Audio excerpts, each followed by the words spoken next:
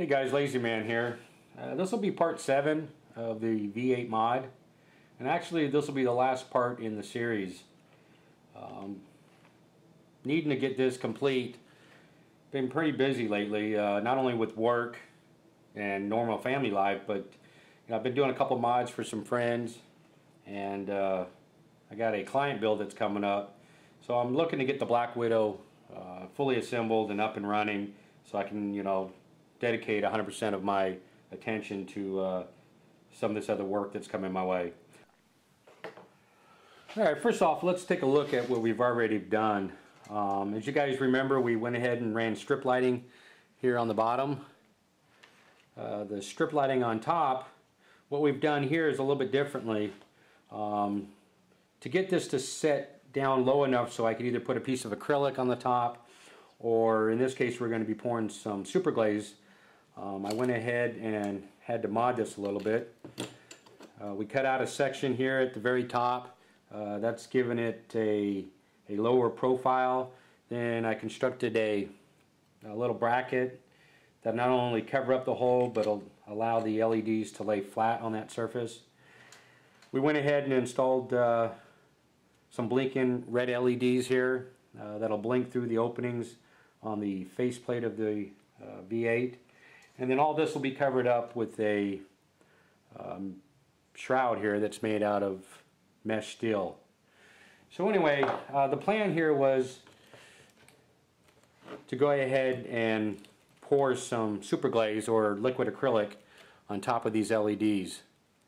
And further thinking about that, what I've decided to do was to go ahead and make a mold here.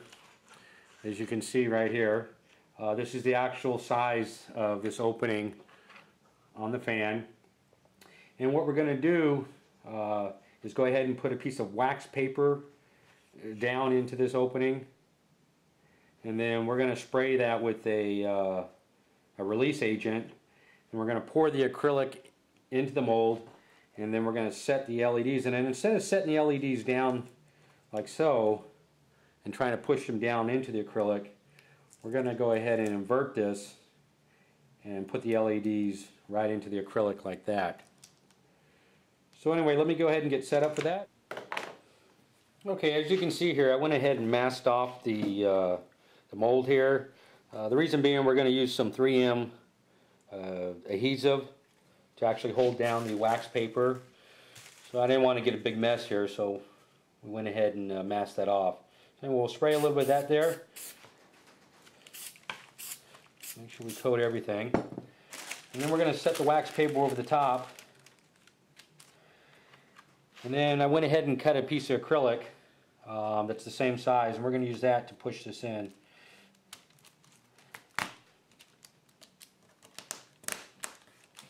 And make sure that's all the way down. Alright, we're going to let that set up for a minute and we'll be right back. Alright, as you can see, I went ahead and removed the acrylic, and then I went ahead and let the adhesive dry completely. And now this gives us a barrier between the wood and the Super Glaze that we're going to pour in here. But that may help keeping the Super Glaze from sticking to the wood, but I think a release agent is just going to be some added precaution. The release agent I'm going to use, I found in my kitchen cabinet. We're going to use PAM. I don't have a actual release agent, so we're going to use PAM to coat this, and hopefully it won't stick. I suggest using the butter flavor. That way, if for some reason this doesn't work out, we could. I don't want to get corny, but yeah, just use PAM. All right, so we're going to go ahead and spray that on here.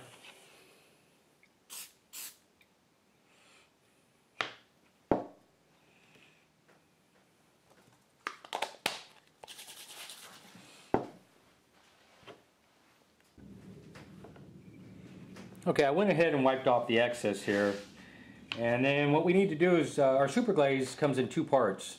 We have the part A, which is the resin, and then we have part B, which is the activator. So anyway, I went ahead and poured 2 equal parts of each in these 2 little plastic. I took a plastic cup and cut it down. And what we're going to do is we're going to take part B and we're going to pour that into part A. And we want to make sure that we get most of it. It's important that you as best you can, to use exactly equal parts. So, reading the instructions, they made that, pretty obvious that if you didn't, you may not get the results you wanted. So anyway, after pouring that in there, we want to mix this up, and we want to mix this up in such a way that we don't create a lot of air bubbles.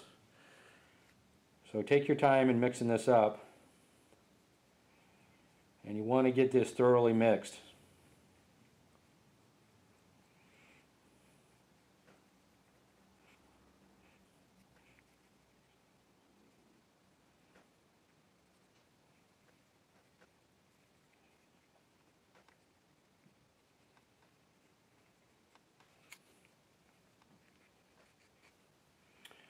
Okay, I have that completely mixed here. As you can see, even being, conscious about trying to create air bubbles, there are air bubbles that form within it.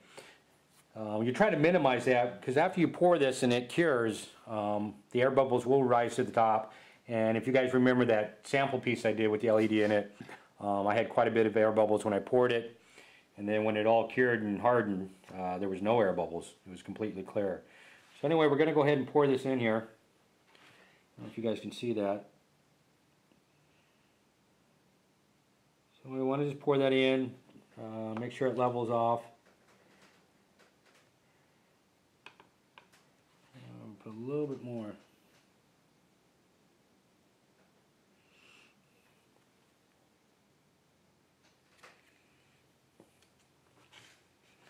Alright.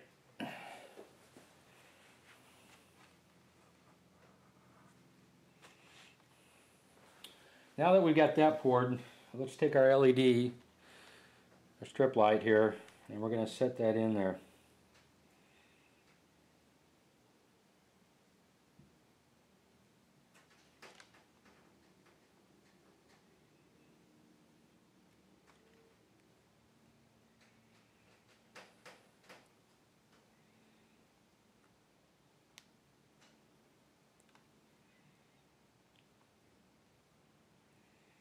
Okay, trying to get this to lay flat is a little more difficult than I thought. And the problem's going to be what's going to hold it flat. Unless I'm just going to sit here and hold it till it cures. So anyway, I'm going to go hold this for a few minutes. We'll let this bond a little bit. Hopefully it'll grab onto the LEDs. And this takes 24 hours to cure completely. So anyway, once this cures completely, we'll remove it from the mold and we'll take a look at it.